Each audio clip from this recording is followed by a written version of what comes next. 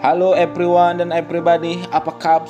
Bagaimana? Masih semangat menghadapi dunia yang penuh cobaan, penuh tekanan, penuh permainan, penuh cemoohan dan penuh dengan pertanyaan. Kapan nikah? Tahun depan. Kapan kerja? Kapan sukses? Contoh anak tetangga yang sudah sukses, punya mobil, rumah, harta yang berlimpah.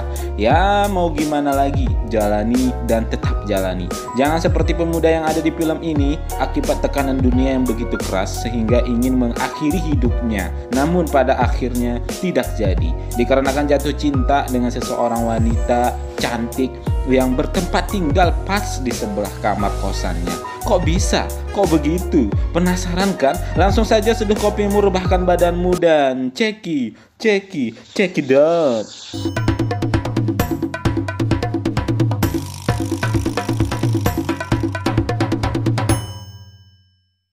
Film ini berawal dengan menunjukkan seorang pemuda yang galau, bingung, stres, capek, lelah, buntu, mentok, apalah namanya itu. Sehingga si pemuda ini ingin sekali mengakhiri hidupnya.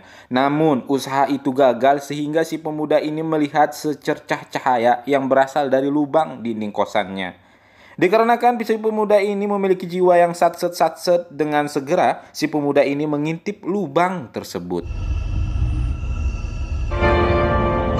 Ia pun tersadar dan tercengang oleh kecantikan seorang wanita yang berada di sebelah kosannya dan selalu terus-menerus mengintip wanita tersebut sehingga si pemuda ini lupa untuk mengakhiri hidupnya. Seperti punya alasan untuk hidup, istilah kata support system ya elah, jadian juga belum.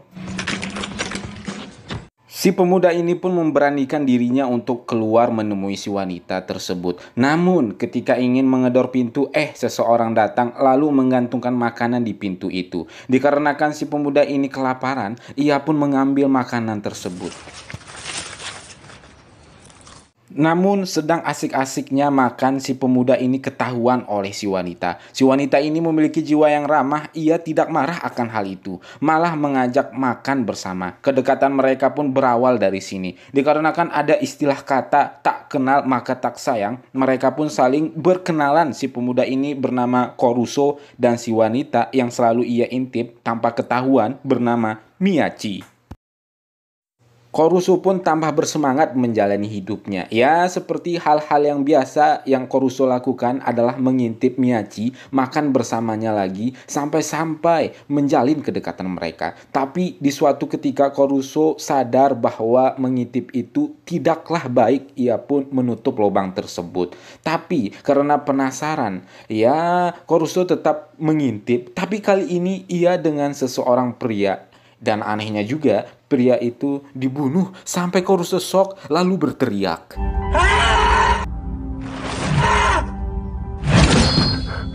Koruso yang ketakutan, ia pun berlari. Ya, pastinya Miyachi mengejarnya. Sampai-sampai Koruso terpojokkan. Di scene ini, Koruso seperti kehilangan tujuannya lagi. Sampai-sampai ia merelakan hidupnya dengan mengatakan, "Aku memang berniat untuk mati. Namun, aku tidak bisa mati.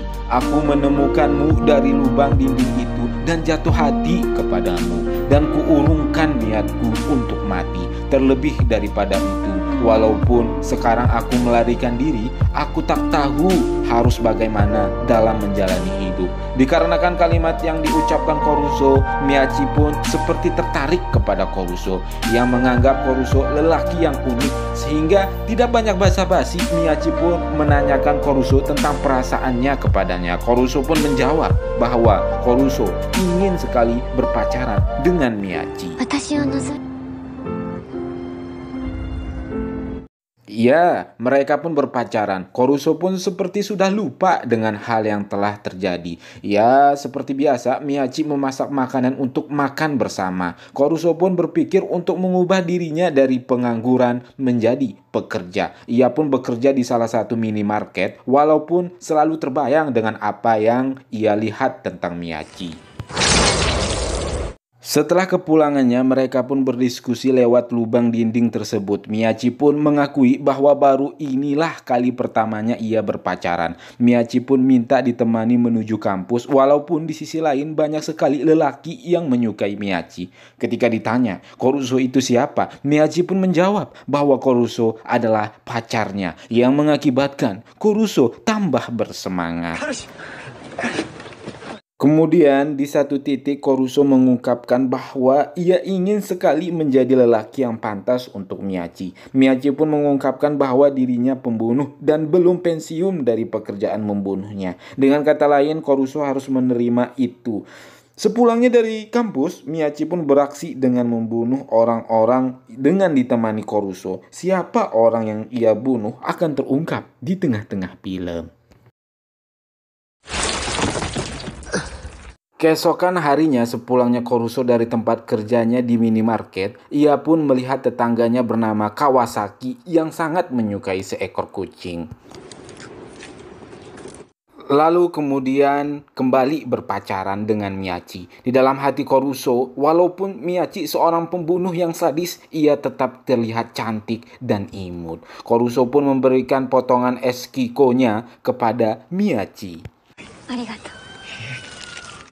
Seperti rutinitasnya, Koruso dan akhirnya mendapatkan gaji untuk membeli HP dan lampu kosannya. Setelah itu, seperti biasa mengintip, tapi ketika mengintip, Koruso mendapatkan pesan bahwa Miyachi akan pulang jam 10.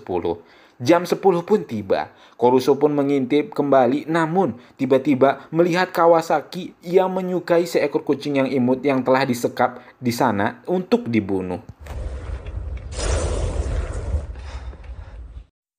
Lalu kemudian Koruso melihat seseorang bernama Renia yang bertugas untuk membersihkan tugas-tugas Miyachi. Koruso dengan cepat menanyakan apa alasan Miyachi untuk membunuh Kawasaki. Renia pun dengan cepat membawa Koruso menuju kamar Kawasaki lalu menceritakan bahwa Kawasaki itu seorang penjahat, psikopat yang memancing kucing-kucing untuk memutilasinya. Dengan ini juga terjawab bahwa Miyachi hanya membunuh orang-orang jahat. Koruso pun tersadar dan tercengar. Keesokan harinya, sepulangnya Koruso dari pekerjaan, Koruso ditemui adiknya Kawasaki yang curiga karena sudah beberapa hari tidak pulang ke rumah. Singkat cerita, mereka pun berpisah.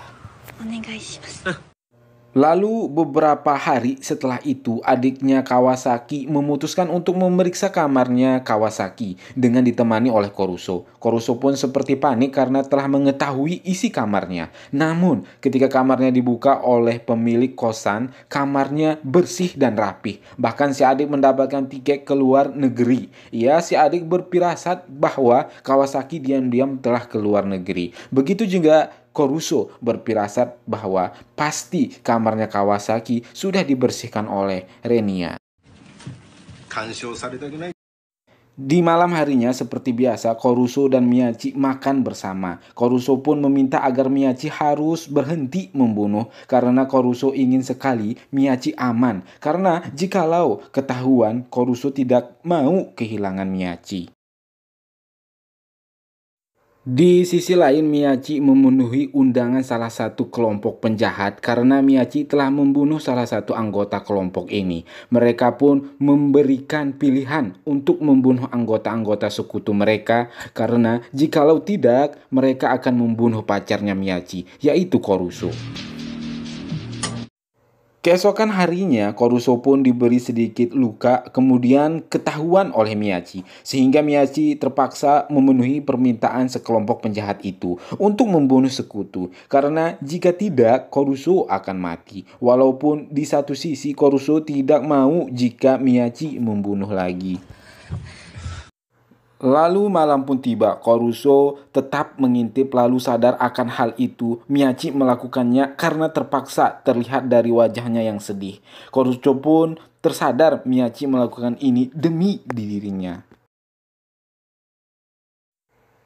Koruso pun mendatangi sekelompok penjahat itu seorang diri. Ya, apa daya, ia pun dikeroyok sampai selemes-lemesnya. Di tengah-tengah itu, tiba-tiba Miyachi datang dengan melempari gas air mata. Dengan mudah mengalahkan mereka semua.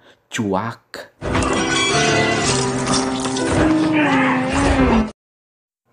Setelah kejadian itu, mereka pun memutuskan untuk berhijrah. Entah tahu kemana. Miyachi pun berjanji untuk meninggalkan pekerjaannya. Dan jikalau harus tetap bekerja, Kuroso tetap menemaninya. Sungguh ending yang membahagiakan. Ya, bagaimana Brad and Sis? Apa yang bisa kita petik di dalam film ini adalah ketika kita stres, bingung, atau di titik jenuh, cobalah untuk mencari hal baru, untuk dinikmati. Ya, pastinya hal baru itu tidak merugikan orang lain karena kita hidup di dunia yang dilengkapi aturan, sehingga memisahkan kita antara hewan dan manusia. Karena yang bisa hidup seperti Miyachi dan Koruso hanya di film saja. Ingat, hanya di film saja. Hidup di dunia nyata penuh cobaan dan rintangan, hadapi dan jalani semuanya tanpa mengeluh. Ya, mengeluh sesekali bolehlah. Ya, pilihannya ada dua, mengeluh atau berjuang sampai titik penghabisan. Saya KM, sampai jumpa di alur cerita film selanjutnya. Cuak.